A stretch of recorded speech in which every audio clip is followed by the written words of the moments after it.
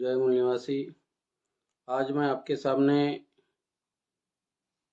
कुछ महत्वपूर्ण इन्फॉर्मेशन रखना चाहता हूं जो कि काफ़ी अहम है। इसके लिए मैं एक रिपोर्ट का जिक्र करना चाहूँगा, आपके सामने पढ़ के बताना चाहूँगा ताकि आपको आसानी हो, समझने के लिए आसानी हो।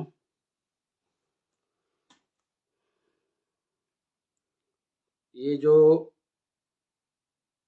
सिटीजन्स कमीशन ऑन इलेक्शन के माध्यम से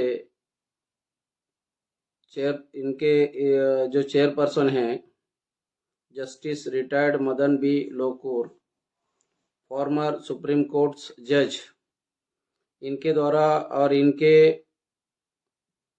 कुछ लोगों के द्वारा एक रिपोर्ट पब्लिश किया था और उस रिपोर्ट का नाम है is the Indian EVM and VVPAT system fit for democratic election, report of the citizens Commission on election. ये रिपोर्ट उन्होंने पब्लिश किया था लगभग 30 जनवरी 2021 को। तो इस रिपोर्ट में जो महत्वपूर्ण बातें हैं ये आपके सामने मैं बताने की कोशिश करूंगा। तो रिपोर्ट के रेफरेंस में Citizens Commission on Election chairperson justice retired Madan B Lokur, former Supreme Court's judge, the Citizens Commission on Election CCE, a group of experts including retired judges। ये जो सिटीजन्स कमीशन ऑन इलेक्शन है ये एक expert retired जजेस का group है। Bureaucrats and professor, तो कर्मचारी लोग और प्रोफेसर लोग, इनके माध्यम से ये रिपोर्ट पब्लिश किया गया। report release a report highlighting serious concern related to EVM VVPAT. At the same time, the report is the Indian EVM and VVPAT system fit for democratic election, makes a recommendation to overcome this concern। अभी इस report में काफी सारी महत्वपूर्ण बातों को उन्होंने उजागर किया। इसमें एक महत्वपूर्ण बात, जो एक महत्वपूर्ण भयानक इंफॉर्मेशन आपके सामने पेश करना चाहूँगा जो कि काफ़ी अहम है। उसमें इन्होंने लिखा है under electronic system ECI under electronic system, Election Commission of India has lost control। अभी ये हेडलाइन के तहत उन्होंने कुछ महत्वपूर्ण बातों को यहाँ उस रिपोर्ट में लोगों के सामने इस महत्वपूर्ण बातों को रखा। There is another serious dimension to this problem under the ballot paper system। The Election Commission of India had full control and supervision over the manufacturing of ballot boxes, printing of ballot papers, its dispatch and counting of votes। जब ये ballot paper system था तो election Commission of India का उसके ऊपर direct control था और manufacturing से लेके ballot box, manufacturing of ballot box का मैन्युफैक्चरिंग करने से लेके जो बैलेट पेपर प्रिंट करना है ये सारी प्रक्रिया, dispatch and counting of vote तक, उसके ऊपर इलेक्शन कमीशन ऑफ इंडिया का डायरेक्ट कंट्रोल था। Not so with EVM. अभी ईवीएम के ऊपर उस तरह का कंट्रोल नहीं है। Not so with EVM. Public sector undertakings, Bharat electronic limited, Bengaluru, and Electronic Corporation of India Limited ECIL Hyderabad manufacture EVM, and they are not under the control or supervision of the ECI. Instead, they are under the direct control of the union government headed by a minister from the ruling party. अब ये direct election Commission of India के direct control में नहीं है, तो ये इनके ऊपर जो कंट्रोल है यूनियन गवर्नमेंट का कंट्रोल है, headed by minister from the ruling party. These entities share the confidential software program with foreign chip manufacturer to copy it onto microcontrollers used in the EVM. ये सबसे महत्वपूर्ण बात है, भयानक बात है. इसमें इन्होंने लिखा है कि these entities share the confidential software, जो उसके अंदर कॉन्फिडेंशियल सॉफ्टवेयर डाला जाता है, वो सॉफ्टवेयर को इनके माध्यम से फॉरेन चिप मैन्युफैक्चरर जो होते हैं उनके साथ शेयर किया जाता है. These entities share the confidential software program with foreign chip manufacturer to copy it onto microcontrollers used in the EVMs.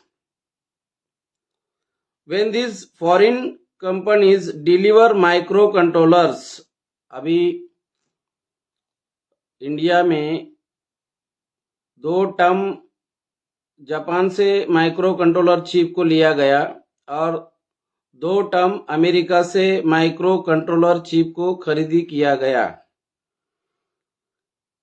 These entities share the confidential software program with foreign chip manufacturer to copy it onto microcontrollers used in the EVM.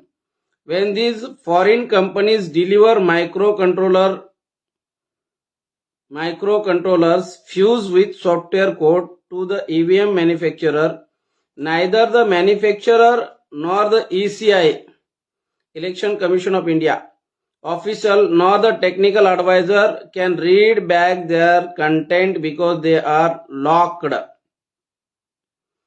अभी ये जो foreign company जब ये micro controller fuse with software code ये जो deliver करती है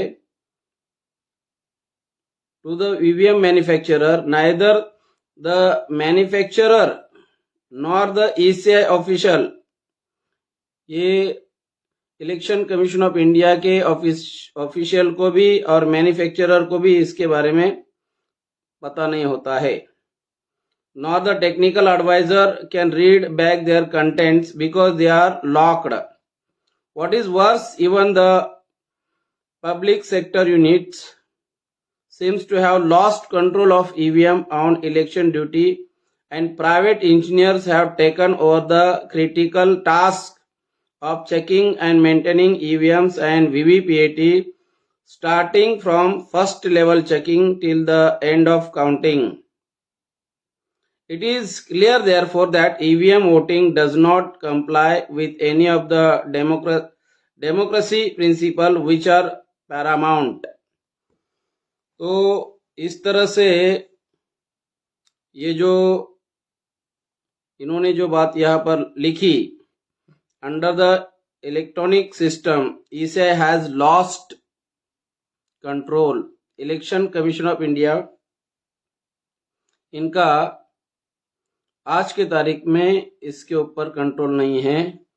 और सबसे महत्वपूर्ण बात जो है, भारत इलेक्ट्रॉनिक लिमिटेड, ये जो पब्लिक सेक्टर है, ये public sector the ministry of defence of India इसके अंदर इसके डायरेक्ट कंट्रोल में है.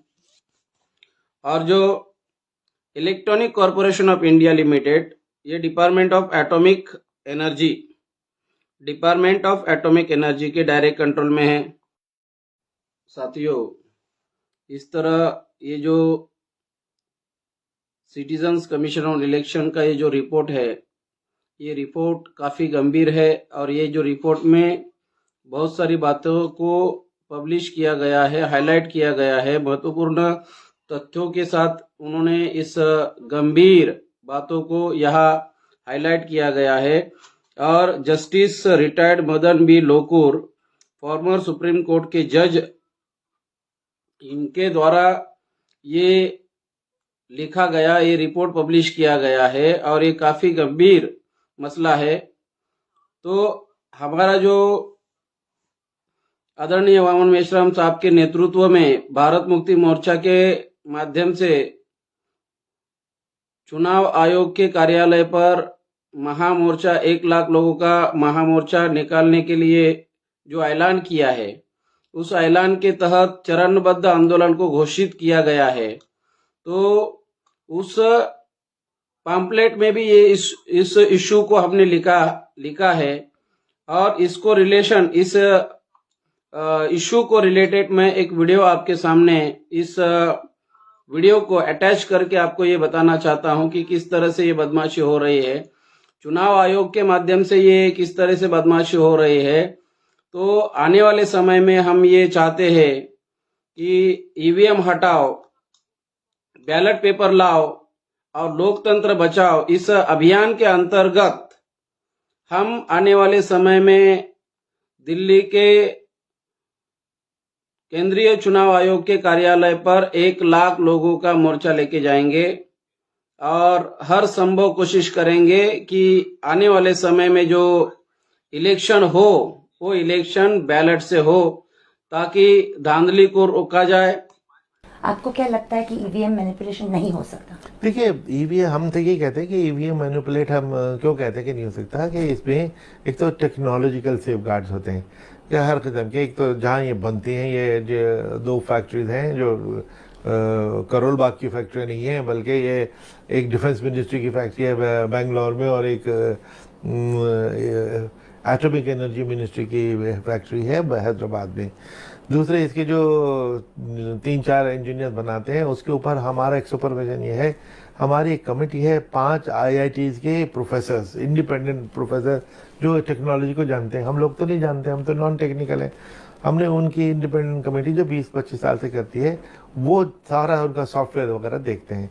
बीईएल कंपनी की बात कर रहा हूं, जो अभी समाचार पत्रों में 2-3 दिन पहले खबर आई है, वही बात कह के अपनी बात खत्म करो। बीईएल कंपनी, जो कंपनी हिंदुस्तान में ईवीएम देती है चुनाव कराने के लिए, बोत्सवाना में वहां पर सरकार ने हैकेथॉन के लिए चैलेंज दिया कि ईवीएम मशीनों को हैक करके दिखाओ। इसके लिए एक्सपर्ट्स उन्होंने आमंत्रित किए। बीईएल को कहा कि आप भी आकर अपनी मशीन की सच्चाई बताओ। बीईएल कंपनी वहां पीछे हट गई, उस प्रक्रिया में शामिल होने से पीछे हट गई। भारत में भी वही कंपनी ईवीएम मशीनें सप्लाई करती है और भारत में भी हैकेथॉन से पीछे हट गई। यानी ईवीएम टैंपर किया जा सकता है